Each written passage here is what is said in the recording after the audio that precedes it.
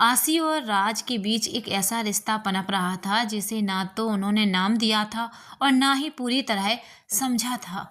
यह जुड़ाव बिना कहे बिना जताए धीरे धीरे गहराता जा रहा था।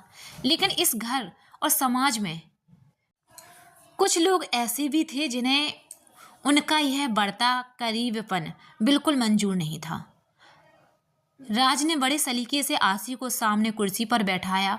उसकी आंखों में झांकते हुए बेहद शांत लेकिन भावुक आवाज में बोला, आसी, जब से मैंने होश संभाला है मेरी जिंदगी सिर्फ जिम्मेदारियों से भरी रही है।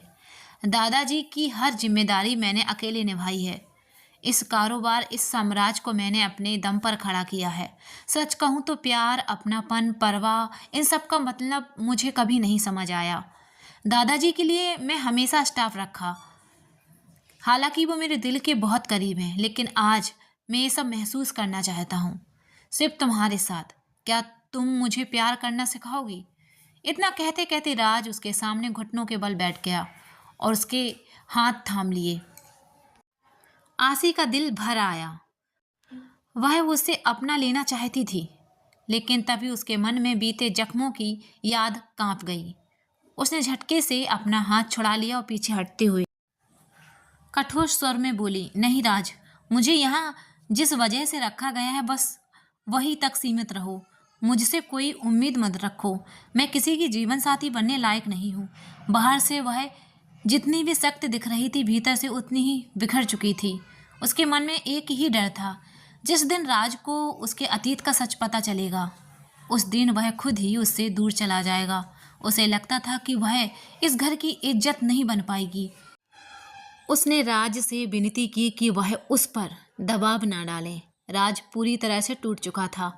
उसे लग रहा था कि उसकी हर कोशिश बेकार जा रही है। बिना कुछ कहे वह कमरे से बाहर निकल आया, जहां आदि और सारा पहले से ही मौजूद थे।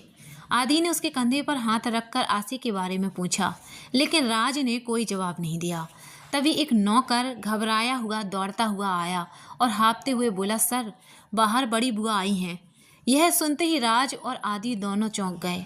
आदि ने धीरे से सारा को बताया, वो दादाजी की बड़ी बहन है, विदेश में रहती हैं और बेहद सख्त स्वभाव की हैं। समय और अनुशासन में जरा भी ढील पसंद नहीं करती हैं। अगले ही पल दरवाजे एक नाटे कद की बुजुर्ग महिला दिखाई दी।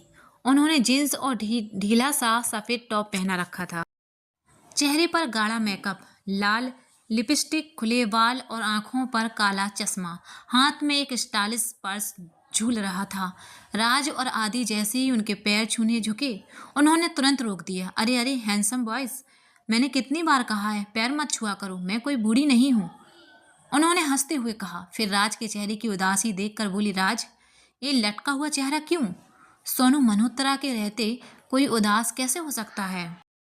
राज ने बात टालते हुए काम के तनाव का बहाना बना लिया। सोनू की नज़र सामने खड़ी सारा पर पड़ी। उन्होंने शरारती मुस्कान के साथ पूछा, राज, क्या तूने इस खूबसूरत लड़की से शादी कर ली? सारा घबराई और जल्दी से बोली, नहीं नहीं, मैं तो यहाँ काम करती हूँ। आपकी होने वाली बहू आसी अंदर कमरे में है। सोनू ने नकली नाराजगी दिखाते हुए कहा, मुझे आंटी मत बुलाना, सब मुझे सोनू कहते हैं। अब जाओ, सबके लिए चाय बनाओ। सारा के जाते ही राज तेजी से अंदर की ओर बढ़ा। उसे देखकर सोनू और आदि एक दूसरे की ओर देखकर मुस्कुरा दिए। राज बिना कुछ कहीं समझ चुका था कि सोनू क्या चाहती है।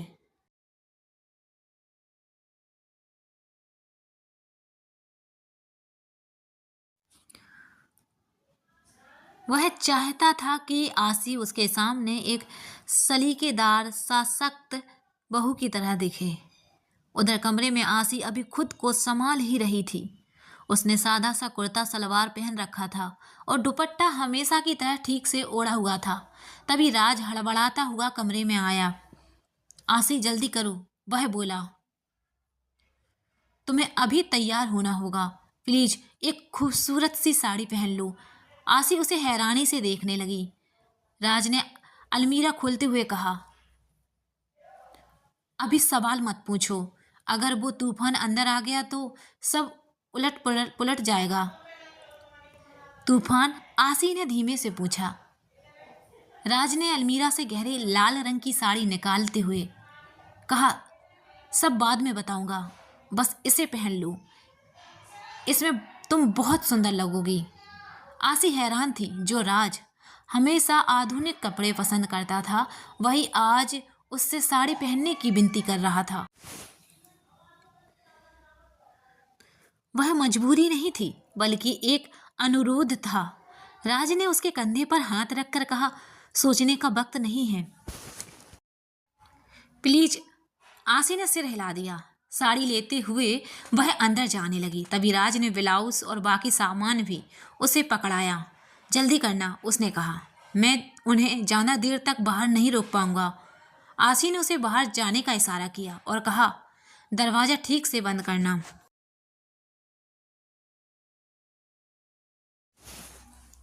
राज बाहर आकर सोनू से बोला, वो बस थोड़ी देर में आ रही है, तब तक आप चाय लीजिए। सोनू गेस्ट रूम की ओर चली गई। कोने में खड़ी रिया और ममता यह सब चुपचाप देख रही थी। उनके चेहरे पर हल्की मुस्कान थी, क्योंकि उनके दिमाग में अब एक नई साजिश जन्म ले चुकी थी।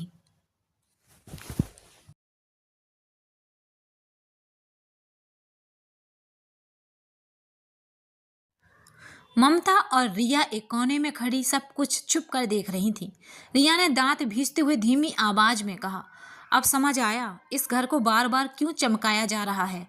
सब कुछ उस विदेश में रहने वाली औरत के लिए हो रहा है। ममता ने नफरत से चेहरा सिकुड़ लिया, जैसे हमने यहाँ कोई ऐश करने की ठेकेदारी ली हो। वह बड़बड़ाई, न जाने ये अपमान वाली जिंदगी कब खत्म होगी। वह पलटी ही थी कि सामने राज और आदि खड़े दिखाई दिए। राज की आंखों में साफ गुस्सा झलक रहा था। कड़क आवाज में उसने कहा, तुम इस घर की काम वाली हो, घर की मालकिन नहीं। अभी इस वक्त किचन में जाओ और सारा की मदद करो, और ध्यान रखना कल से बाहर की सारी गाड़ियां तुमको ही साफ करना है। ममता के अंदर आग सी जल गई, लेकिन वह कुछ बोल नहीं पाई। हालांकि मन ही मन उसने कसम खा ली थी, राज और आसी को वह कभी सुकून से जीने नहीं देगी।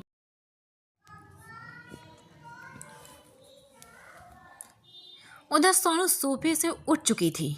उन्हें इंतजार बिल्कुल पसंद नहीं था। वे राज के कमरे की ओर बढ़ते हुए जोर से बोली, राज कहाँ गायब हो गया है? क्या तेरी होने वाली बहू सजने संवरने में पूरा दिन लेगी?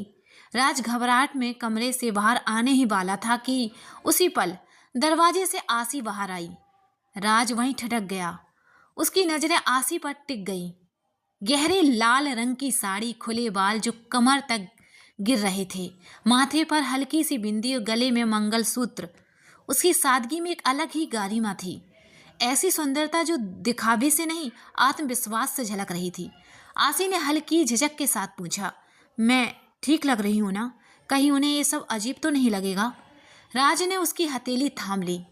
एक पल को जैसे उसे सांस लेना भी भूल गया हो। फिर धीमे लेकिन भरोसे से भरी आवाज में बोला, तुम बेहद खूबसूरत लग रही हो आसी।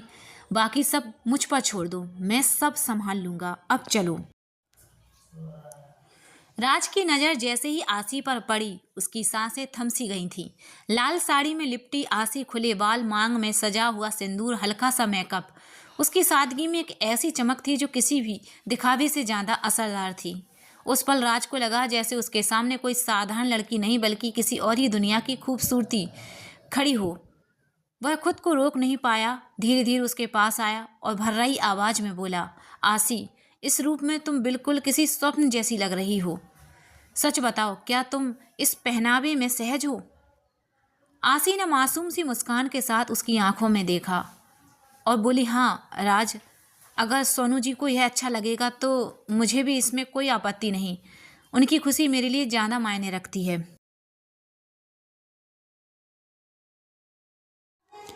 उसकी यही सादगी और दूसरों के लिए सोचने की आदत राज के दिल को फिर से छू गई।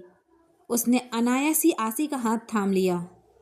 आसी एक पल को घबरा गई, लेकिन राज ने उसी क्षण उसे भरोसा दिलाया,